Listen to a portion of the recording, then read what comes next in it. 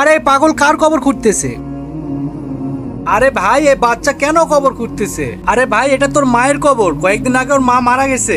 ওর মা খুব নেককার ছিল, 5 ওয়াক্ত নামাজ পড়তো। ঠিক আছে ভাই, আমি বাচ্চাটার সাথে কথা বলে দেখি। আরে বাবা কি হয়েছে, তুমি কবর কেন খুঁড়তেছো? না আমায় খুঁড়তে দেন। আরে বাবা আমায় বল কি হয়েছে।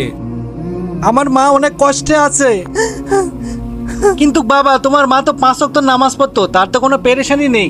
আমার মা আমার স্বপ্নে এসেছিল। স্বপ্নে এসেছে তো পেরেশান কি তোমার? আমার মা রোজ বলতো এখান থেকে তুলে অন্য জায়গায় কবর দিতে। অন্য জায়গায় কবর দিতে এর মানে কি?